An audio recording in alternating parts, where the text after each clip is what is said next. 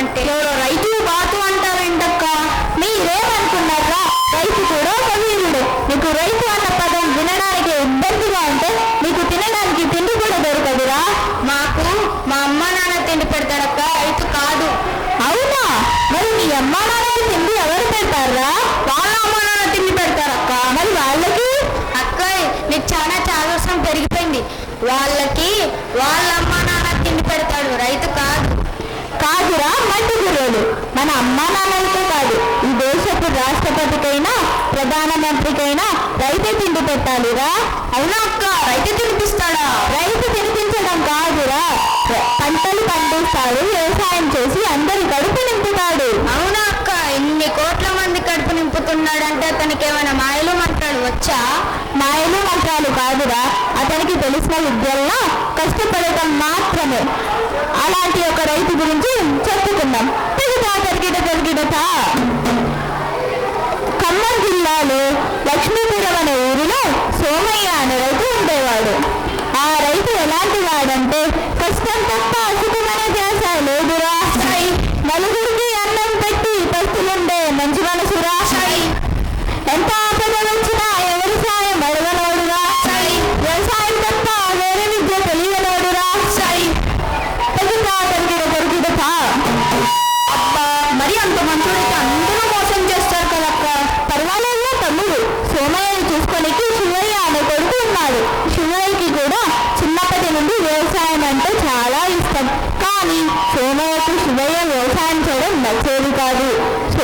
శివయ్యని బాగా చదివించి పెద్ద ఉద్యోగం చేయాలనుకునేవాడు. ఎందుకంటే వ్యవసాయం చాలా కష్టంతో కూడుకున్న పని. ఎంత కష్టపడ్డా ఫలితం మాత్రం అన్ని అప్పులే. ఇంతకీ సోమయ్య ఒప్పుకున్నాడా లేదా అక్క? చెప్తారా, ఎందుకంటే తొందర. ఒకరోజు శివయ్య చదువుకునే బడిలో మాస్టారు పిల్లలందరినీ ఒక ప్రశ్న అడిగారు. ఆ ప్రశ్న ఏమిటో నాకు తెలుసక్క. అవునా? ఏమిటా ప్రశ్న? ఏమిటంటే మీకు పాటలు పాడటం వచ్చా అని అడుగుంటాడు. కాదురా, మీకు డాన్స్ బొమ్మలు వేయటం వచ్చా అని అడుగుంటాడు. కాదురా మట్టి గురువులు, ప్రశ్న ఏమిటంటే మీరు పెద్దయ్యాక ఏమవుతారు అని పిల్లలందరినీ అడిగారు. ఓ అదా, మమ్మల్ని కూడా మా చిన్నప్పుడు మా మాస్టర్ అడిగాడు. నేనైతే సచిన్ లాగా ఒక పెద్ద క్రికెటర్ అవుతానని చెప్పాను. నేనైతే సినిమాలో హీరో అవుతానని చెప్పేవాడిరా. అవునా? కానీ ఆ బడిలో పిల్లలందరూ పెద్దయ్యాక డాక్టర్ అవుతామని, ఇంజనీర్ అవుతామని, కలెక్టర్ అవుతామని, పోలీస్ అవుతామని చెప్పారా. కానీ శివయ్య మాత్రం నేను వ్యవసాయం చేస్తాను, రైతు అవ్వాలని ఉందని చెప్పాడు. అందరూ పోలీసు అయితే, డాక్టర్ అయితే, ఇంజనీర్ అయితే, కలెక్టర్ అయితే తినడానికి తిండి ఎలా వస్తుందని ప్రశ్నించి వాళ్ళందరికీ నేనే తిండి పెడతానని చెప్పాడురా. వాళ్ళు చెప్పాడు, రైతు అవ్వాలని ఎవ్వరూ కోరుకోరు. ఎందుకు అనుకోరా? ఎందుకంటే ఎక్కువ సంపాదన రాదు కాబట్రా. అయ్యో, ఇంతకీ ఈ విషయం సోమయ్యకి తెలిసిందా లేదా అక్క? చెప్పాడురా తమ్ముడు. ఒక సందర్భంలో శివయ్య రైతు అవ్వాలన్న తన కోరికను మాస్టారు సోమయ్యకి వివరించి చెప్పాడురా. అయ్యో, శివయ్యను సోమయ్య కొట్టలేదా అక్క?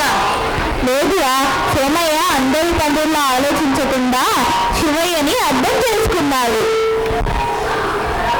అబ్బా, మా నాన్న కూడా అర్థం చేసుకొని నాకు నచ్చినవన్నీ కొనిచ్చుంటే ఇప్పటికి నేను సచిన్ లాగా ఒక పెద్ద క్రికెటర్. మా నాన్న కూడా అంతేరా, నేను ఏం చెప్పినా వినుకుండానే వద్దు అంటాడు. శివయ్య లక్కీరా. హలో ఆగండి, ఇక్కడ కూడా సోమయ్య శివయ్య దగ్గర నుండి ఒక వాగ్దానం తీసుకున్నాడు. వాగ్దానమా? వాగ్దానం అంటే ఏంటక్క? అదేరా, ఒట్టు వేయించుకోవడం, ప్రామిస్. ఓ అదా, ఇంటికి ఏమని ఒట్టు వేయించుకున్నాడు? చదువుని మధ్యలో వదిలేయకుండా కొనసాగించాలని చెప్పాడు. శివయ్య తండ్రి మాట విన్నాడు. వినడమే కాకుండా తనకి నచ్చిన వ్యవసాయాన్ని ఒక సబ్జెక్టు ఎంచుకొని అగ్రికల్చరల్ డిగ్రీ పూర్తి చేశాడు. అలా శివయ్య సోమయ్య మాటను నిలబెట్టుకున్నాడు. అలా అంతా మంచిగా జరుగుతున్న సమయంలో ఆ ఊరిలో రంగన్న అనే రైతు ఆత్మహత్య చేసుకున్నాడు రా.